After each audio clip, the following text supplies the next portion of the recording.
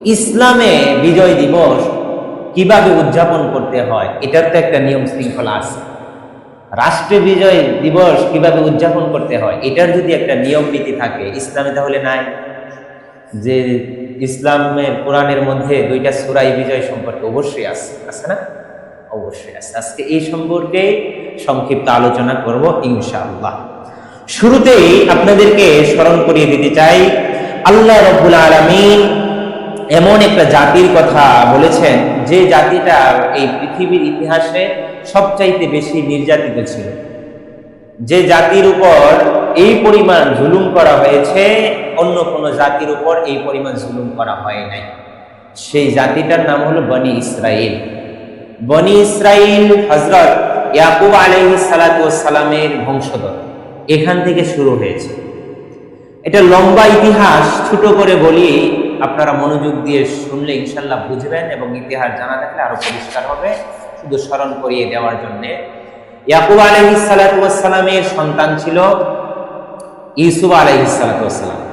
ইউসুফ আলাইহিস সালাতু ওয়াস সালামের ভাই ছিল আরো 11 জন, সব মিলে হইলো তাহলে ছেলে কয়টা? 12 জন। ইউসুফ আর 11 জন ভাই, এই হলো ইয়াকুব আলাইহিস সালাতু ওয়াস সালামের 12 জন সন্তান। তো ইউসুফ আলাইহিস সালাতু ওয়াস সালাম কালক্রমে মিশরের বাদশাহ হলেন, বাদশাহী পেলেন। 12 জন সন্তান ইয়াকুব আলাইহিস সালাতু ওয়াস সালামের, তারা সবাই মিশরে চলে আসলেন। তো এই যে তারা চলে আসলেন, এখান থেকে আর তারা আগের জায়গা, তাদের জন্মভূমিতে আগের জায়গায় ফিরে গেলেন না, মিশরেই বসবাস শুরু হলো। যুগের পালাক্রমে এই ক্ষমতার মসনদটা চলে গিয়েছিল ফেরাউন এদের হাতে, জালিমদের হাতে। স্বাভাবিকভাবেই যে রাষ্ট্র ক্ষমতায় কোনো যদি জোর জবরদস্তি জালেম থাকে, সে তার বিপক্ষ দলকে অত্যাচার জুলুম করবে। তো ফেরাউনও জুলুম অত্যাচার করা শুরু করলো এই যে বনি ইসরাইল ইয়াকুব আলাইহিস সালাতু ওয়াস সালামের যে 12 জন সন্তান ছিল, এই সন্তানদের যে পরবর্তী বংশধর তাদের উপর।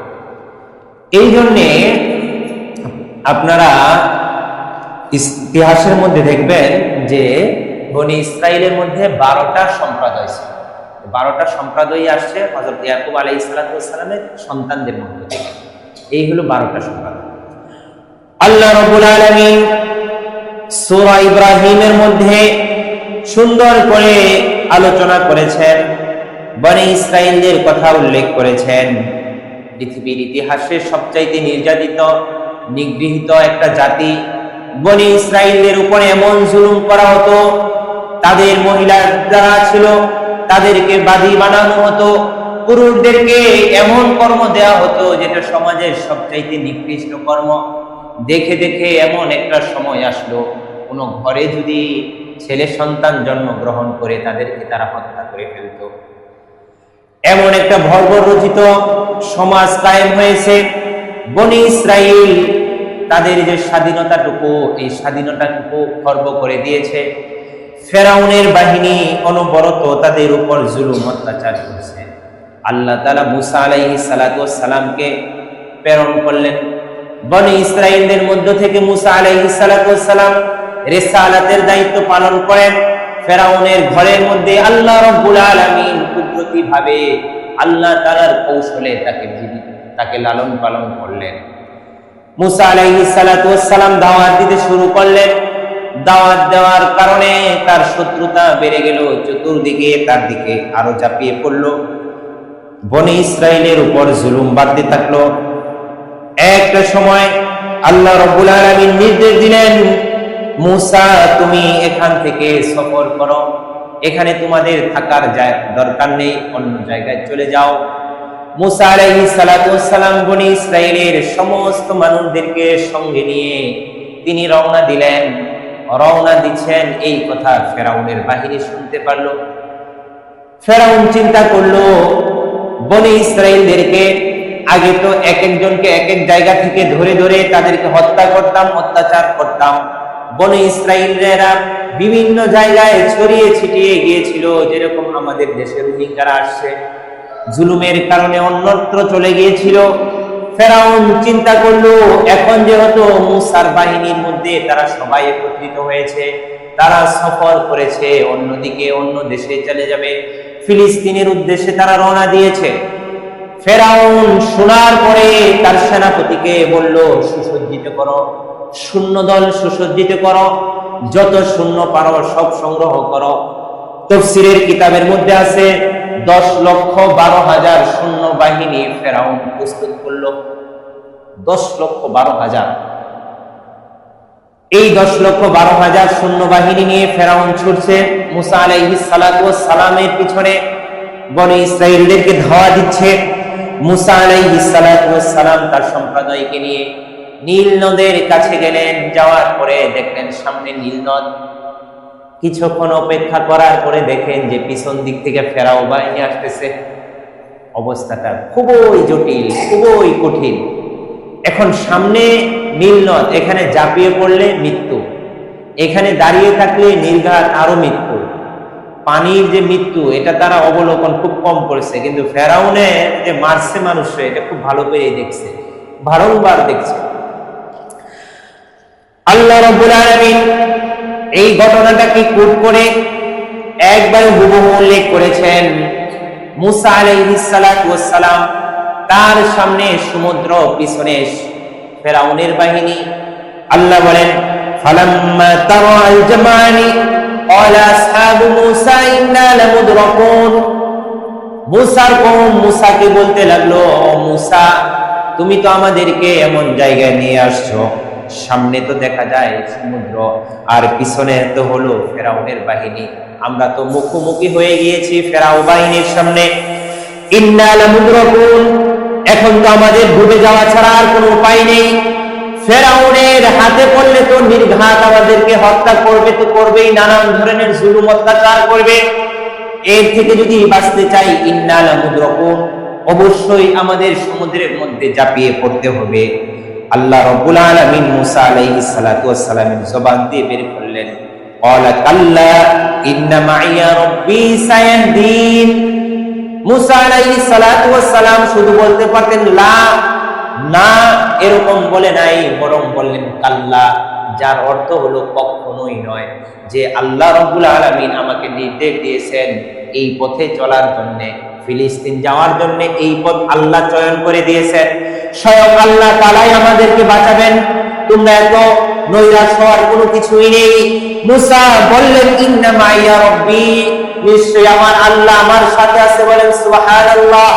এমন একটা কঠিন মুহূর্তে, বিপদের মুহূর্তে আমরা কয়জনে এরকম কথা বলতে পারি? যদিও হকের উপর আছি, কিন্তু বাতিলের চোখ রাঙানো দেখলে আমরা ভয়ে শেষ হয়ে যাই, আমাদের কাছে তার ওহী আসবে না। কিন্তু দৃঢ়তার সাথে থাকতে হবে। মুসার কাহিনী থেকে আমাদের শিখতে হবে। তিনি বললেন, ইন্না মাইয়া রাব্বী, আমার রব আমার সাথে আছেন, সায়াহদিন, অচিরে আমাদেরকে একটা পথ বাতলে দিবেন। সুবহানাল্লাহ। কত দৃঢ়তা! বিপদের মুখে তিনি সম্মুখীন হয়েছেন, আল্লাহর উপর তাওয়াক্কুল করেই আছেন। ফাওহাইনা ইলা মুসা আনিদ্রিব বিআসাকাল বাহর। আল্লাহ রাব্বুল আলামিন এরপরে কিভাবে তাকে উদ্ধার করলেন এই কথাটা আল্লাহই বলতেছেন। আল্লাহ তাআলা ওহী নাযিল করলেন ইলা মুসা, মুসার দিকে, আনিদ্রিব বিআসাকাল বাহর, মুসা তোমার হাতের যে লাঠিটা ছিল, তোমাকে তো জিজ্ঞাসা করেছিলাম মুসা তোমার হাতে কি, তুমি বলেছিলা আমার হাতে লাঠি। জিজ্ঞাসা করেছিলাম শুধু তোমার হাতে কি, সে বলেছিল আমার হাতে লাঠি, এটা দিয়ে আমি বকরির জন্য পাতা পারি, এটা দিয়ে বকরির জন্য আহারের সংগ্রহ করি। শুধুমাত্র বললেই তো হতো। আল্লাহ জিজ্ঞাসা করছেন মুসা তোমার হাতে কি, এইটুকু বললেই হতো আমার হাতে লাঠি, কিন্তু না বলে এই লাঠি দিয়ে কি করে সবকিছুই বলছে। এই সবকিছু বলা মানে হচ্ছে যে আল্লাহ কথা বলতেছেন, এখন আল্লাহর সাথে কথাটা যত লম্বা করা যায়, এটা হলো উদ্দেশ্য। আল্লাহ রাব্বুল আলামিন এই লাঠির কারিশমা আবার দেখাচ্ছেন। মুসাকে বললেন, ও মুসা, যে লাঠির কথা জিজ্ঞাসা করেছিলাম ওই লাঠিটাই আজকে এই সমুদ্রের মধ্যে তুমি আঘাত করো। আনিদ্রিব বিআসাকাল বাহর, এই বাহারের মধ্যে তুমি নিক্ষেপ করো, আঘাত করো।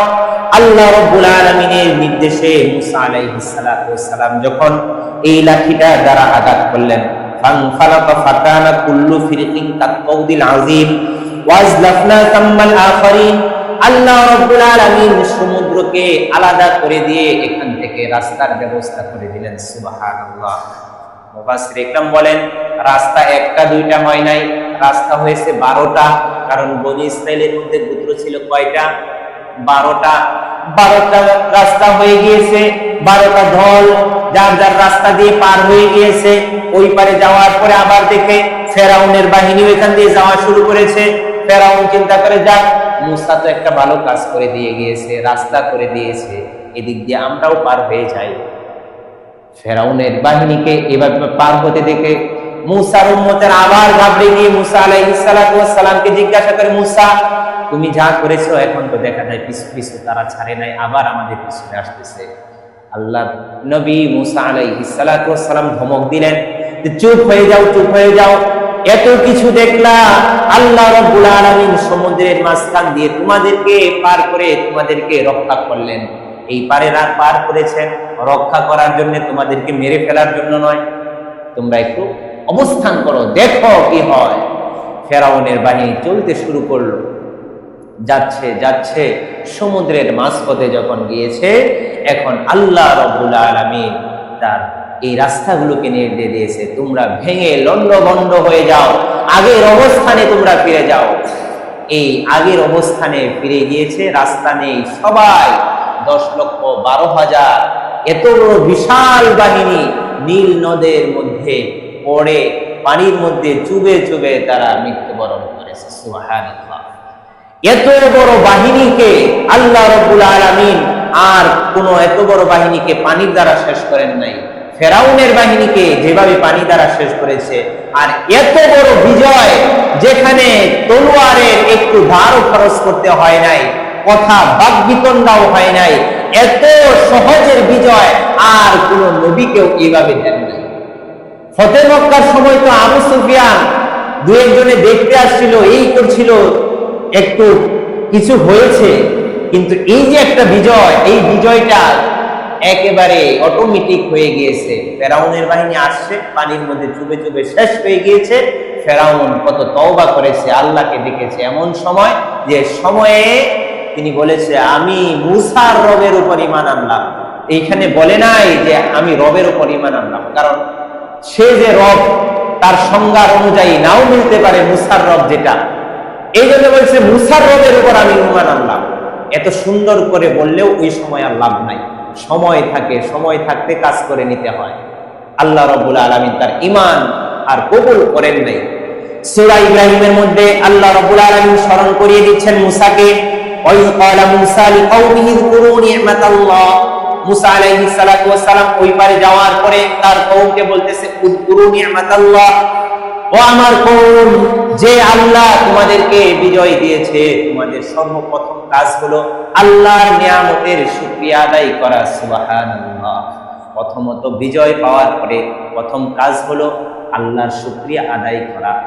আমরা তো বলে ফেলি আমরা এই করছি সেই করছি, আমরা ফেসিস্ট তারাইছি, আমরা অমুক ইংরেজ খেদাও করেছি। প্রথমত বলতে হবে আল্লাহর সাহায্যে। কি বলতে হবে? আল্লাহর সাহায্যে। আল্লাহর সাহায্যে আমরা এটা করেছি সেটা করেছি।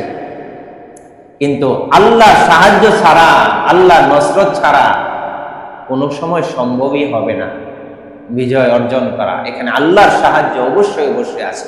তো প্রথমত আমাদের কাজ হলো উযকুরু নি'মাতাল্লাহ, যে আল্লাহ বিজয় দান করেছেন ওই আল্লাহর শুকরিয়া আদায় করা। আল্লাহ রাব্বুল আলামিন এখানে উল্লেখ করে দিয়েছেন ইদ আনজাকুম মিন আলি ফিরাউন, ফিরাউন থেকে তোমাদেরকে যেভাবে আল্লাহ রাব্বুল আলামিন তোমাদেরকে বাঁচিয়েছে। ইতাববিউনা আবনাকুম, তোমাদের সন্তানদেরকে তারা জবাই করত। ওয়াস্তাহিউনা নিসাকুম, তোমাদের মহিলাদেরকে লাঞ্ছিত করত। ওয়াফি যালিকুম বালাউম মির রাব্বিকুম আযীম, এত বড় বালা মুসিবত বিপদ থেকে যে মালিক তোমাদেরকে উদ্ধার করেছে, সেই মালিকের দরবারে বিজয় হওয়ার পরে তোমাদের সর্বপ্রথম শুকরিয়া আদায় করতে হবে, সিজদায় অবনত হতে হবে। আল্লাহর শুকরিয়া তোমাদের সর্বপ্রথম বিজয় পাওয়ার পরে, এটাই হলো সর্বপ্রথম কাজ। তাহলে বিজয় দিবসে বিজয় পাওয়ার জন্য, বিজয় উদযাপনের জন্য সর্বপ্রথম যে কাজটা সেটা পেলাম কি? আল্লাহর শুকরিয়া জ্ঞাপন করা। এরপরে এই আয়াতের পরে আল্লাহ রাব্বুল আলামিন বলতেছেন ওয়া ইয তাআযযানা রাব্বুকুম লা ইন শাকারতুম। ইয তাআযযানার ব্যাখ্যা মুফাসসির ইকরাম বলেন ইয ওয়া'আদনা, আমি ওয়াদা করলাম, আমি রব তোমাদেরকে বলছি লা ইন শাকারতুম, তোমরা যদি এরপরে আমার শুকরিয়া আদায় করতে থাকো, বিজয়ের পরে তোমরা যদি আমাকে স্মরণ করতে থাকো, লাযীদান্নাকুম, আমি তোমাদের নিয়ামত সমূহকে বাড়িয়ে দিব। সুবহানাল্লাহ। আল্লাহ রাব্বুল আলামিন অপর আয়াতে বলেন ওয়ালাউ আন্না আহলাল কুরআন আমানু ওয়াত্তাকাউ লাফাতাহনা, কোন জাতি ঈমান আনার পরে যদি মহান মালিককে ভয় করে, লাফাতাহনা আলাইহিম বারাকাতিন মিনাস সামা, আমি মালিক ঘোষণা করে দিলাম আসমানি যত বরকত আছে সেই দরজা আমি তাদের জন্য উন্মুক্ত করে দিব। আল্লাহ রাব্বুল আলামিন এরপরে বললেন ওয়ালা ইন কাফারতুম, আর যদি তোমরা না শুকরিয়া করো, বিজয় পাওয়ার পরে যদি মনে করো আমরাই বিজয় অর্জন করেছি, এখানে যা কাজ আছে সব শুধুই আমাদের জন্য আর কারণ নাই, তাহলে লা ইন কাফারতুম, অবশ্যই যদি অস্বীকার করো তাহলে ইন্না আযাবি লাশাদীদ, তাহলে তোমরা মনে রেখো আমার ধরা, আমার আযাব বড়ই কঠিন। আল্লাহ রাব্বুল আলামিন ইন্না বাতশা রাব্বিকা লাশাদীদ সূরা বুরুজের মধ্যে বলে দিয়েছেন আমার ধরা বড়ই কঠিন ধরা। আল্লাহ রাব্বুল আলামিন যখন ধরেন সেখান থেকে পার পাওয়ার মতো কারো ক্ষমতা নেই। আল্লাহ যদি ধরেন, আপনাকে তো এভাবে ধরবেন না যে প্লাস দিয়ে ধরেছেন, আপনার শরীরের মধ্যে এমন একটা অণু, এমন একটা রূপ আল্লাহ দিয়ে দিবেন, আপনি শেষ হয়ে যাবেন। আল্লাহ ধরার জন্য রশি লাগে না, আল্লাহ ধরার জন্য মানুষ লাগে না, আল্লাহ ধরার জন্য পুলিশের কোনো কিছুই লাগে না। আল্লাহ বলেন আমার ধরা বড়ই কঠিন, তোমার এই ধরাটা মানুষে তোমাকে নাও ধরতে পারে, মহান মালিক এমন ভাবেও ধরতে পারে যে তোমার যে শরীরের অঙ্গ প্রত্যঙ্গগুলো আছে সেখান থেকে কোনোটা বিকল হয়ে যেতে পারে। আল্লাহ ধরা এমনও হতে পারে তোমার মান সম্মানটা সমাজ থেকে একবারে লুণ্ঠিত হয়ে যেতে পারে। আল্লাহ ধরা এটাও হতে পারে তুমি কোনোদিন আল্লাহকে আল্লাহ বলে অন্তর থেকে ডাকতে পারবে না, এটাও আল্লাহর ধরা। আল্লাহকে আল্লাহ বলে ডাকতে পারি না, অর্থাৎ না মসজিদে আসি না, নামাজে দাঁড়াইতে পারি না, আমরা মুরব্বীদের সম্মান করতে জানি না, এটাও একটা আল্লাহর ধরা। আল্লাহ ঢিল দিচ্ছেন, আল্লাহ ঢিল দিচ্ছেন মানে তোর আযাবটা যাতে আরো বেশি হয়। এই যে হুইল দিয়ে মাছ ধরে, বড় মাছ যখন বাজার করে টানা শুরু করে দেয় না, হুইলটা দেখবেন একটু সুতা ছাড়ে, যে আগে এটার একটু ঘুরাইতে তার শক্তিটা একটু খরচ হোক। শক্তিটা খরচ হওয়ার পরে হুইল যার হাতে, সে জানে যতই তুমি দৌড়াও আমি তোমাকে ঢিল দিচ্ছি, আমি তো একটু করে টান দিব, আমার কাছে তোমার আসতেই হবে। যদি কোনো বিপদ না ঘটে তাহলে নিশ্চিত আমার হাতে তোমার ধরা দিতেই হবে, সুতা টুতা যদি সবকিছু ঠিকঠাক। আব্দুর রহমান আল আরিফি বলেন আল্লাহ রাব্বুল আলামিন কোন জালিমকে যে ঢিল দেন, এই ঢিল দেন এই জন্যে তাকে নিচ থেকে যদি আছাড় দেওয়া হয় তাহলে ব্যথাটা কম অনুভব হবে। এটাকে আস্তে আস্তে উপরে তোলেন। এখন আল্লাহ রাব্বুল আলামিন যতটা উঁচু থেকে তাকে আছাড় দিতে চান ততটা উপরে উঠান, তার জুলুমের মাত্রা এই পর্যন্ত পৌঁছে যায় যতটা আল্লাহ চান। এরপরে তাকে আছাড় দেন, এমন আছাড় দেন সারা দুনিয়া তাকে থুতু দেয়, সারা দুনিয়ার মধ্যে সে আর মুখ দেখাতে পারে না, সারা দুনিয়া তার কাছে অন্ধকার মনে হয়, সারা দুনিয়ার যে সুখেটি ছিল সবকিছু শেষ হয়ে যায়। তো আল্লাহ রাব্বুল আলামিন বিজয় দিবসে সর্বপ্রথম যে আমাদের কর্মসূচি দিয়েছেন সেই কর্মসূচি হলো আল্লাহ রাব্বুল আলামিনের পবিত্রতা ঘোষণা করা। আর বিজয় দিবসে আমাদের আনন্দিত হওয়া, এটা কোরআন হাদিসে সমর্থিত। আপনাদেরকে আমি কোরআন থেকেই শোনাচ্ছি। সূরার নাম হলো সূরাতুর রুম, এটা আছে কোরআনুল কারীমের 21 পারার মধ্যে। তো আল্লাহ রাব্বুল আলামিন এই সূরাটা অবতীর্ণ করেছেন রুম আর পারস্য। রুম সাম্রাজ্যটা ছিল আহলে কিতাবদের, অর্থাৎ এখানে খ্রিস্টান এবং ইহুদিরা থাকত, রুম। আর পারস্য হলো যারা উপাস্য করত, মূর্তি পূজক, অগ্নি পূজক, এদেরটা ছিল পারস্যের সাম্রাজ্য। তো পারস্য আর রোমের মধ্যে যুদ্ধ বাঁধল। যুদ্ধের এক পর্যায়ে পারস্য জাতি তারা বিজয় হয়ে গেল। পারস্য যখন বিজয় অর্জন করলো, তখন মক্কার যে পৌত্তলিকরা ছিল তারাও খুবই আনন্দিত হয়ে গেল। তারাও আহলে কিতাবের অনুসারী যারা মক্কার মধ্যে ছিল, দিনে হানিফের উপর যারা ছিল, তাদেরকে বলতে লাগলো, দেখো দেখো তোমাদের আহলে কিতাবরা কিভাবে মুখ থুবড়ে পড়ে গিয়েছে, পারস্যের কাছে পাইল না, অগ্নি পূজকের বিজয় হয়ে গিয়েছে। আল্লাহ রাব্বুল আলামিন এই অবস্থায় সূরা রুম অবতীর্ণ করলেন। আলিফ লাম মিম গুলিবাতির রুম ফি আদনাল আরদি ওয়া হুম মিন বাদি গলাবিহিম সায়াগলিবুন। আল্লাহ বলে দিলেন, গুলিবাতির রুম, অচিরেই রোম সাম্রাজ্য তারা বিজয় অর্জন করবে। সুবহানাল্লাহ। ফি আদনাল আরদি ওয়া হুম মিন বাদি গলাবিহিম সায়াগলিবুন ফি বিদ'i সিনিন লিল্লাহিল আমরু মিন ক্বাবলু ওয়া মিন বাদ ওয়া ইয়াওমাইযি ইয়াফরাহুল মুমিনুন। আল্লাহ তাআলা বললেন, ওয়া ইয়াওমাইযি ইয়াফরাহুল মুমিনুনা বিনাসরিল্লাহ, মুমিনরা তখন আনন্দিত হবে আল্লাহর সাহায্যে, যখন রোম তারা বিজয়ী অর্জন হবে। সুবহানাল্লাহ। তাহলে মক্কার যে যারা দিনে হানিফের উপর ছিল আর যারা ইসলাম গ্রহণ করেছে, তাদেরকে এই সংবাদ দিলেন, আল্লাহর সাহায্যে যখন তারা বিজয়ী হবে, ইয়াউমাইযি ইয়াফরাহুল মুমিনুন, যারা ঈমানদার তারাও খুশি হয়ে যাবে। তারাও তো আহলে কিতাব, আসমানি কিতাবের অনুসারী, সুতরাং তারা যদি বিজয় লাভ করে মুসলমানেরা খুশি হয়ে যাবে। তাহলে বোঝা গেল ইসলামে বিজয় দিবস, এটার জন্য আনন্দিত হওয়া, কিছু আল্লাহর শুকরিয়া ওই দিন বেশি বেশি করা, এটা ইসলাম সমর্থিত একটি কাজ, ইসলামের বাহিরের কোনো কাজ নয়। তাহলে আমাদের আনন্দটা, প্রথম আনন্দটা হলো আল্লাহর শুকরিয়া আদায় করা। দ্বিতীয় একটা বর্জনের জিনিস বলে আজকের আলোচনা এখানেই শেষ করব। আল্লাহ রাব্বুল আলামিন কুরআনুল কারীমের মধ্যে গানের কথা বলে দিয়েছেন যে এই গান হলো হারাম। গান বাদ্য এটা কি হারাম কাজ।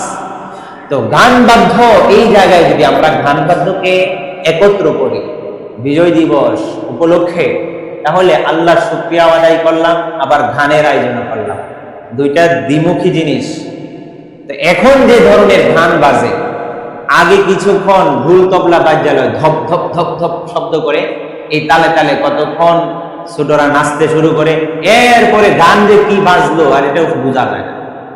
গানও আজকে নাই, আজকে ঢোলের বাড়ি আর ঢোলের বাড়ি, এমন ঢোলের বাড়ি হয় হয়তো এই শহরের মধ্যে একটু কম বোঝা যায়, কেন গ্রামে একটু বেশি বোঝা যায়। এটা হলো টিনের যার ঘর আছে, আর টিনের বেড়াগুলো যদি একটু পুরাতন হয় তাহলে ভালো করে বোঝা যায়।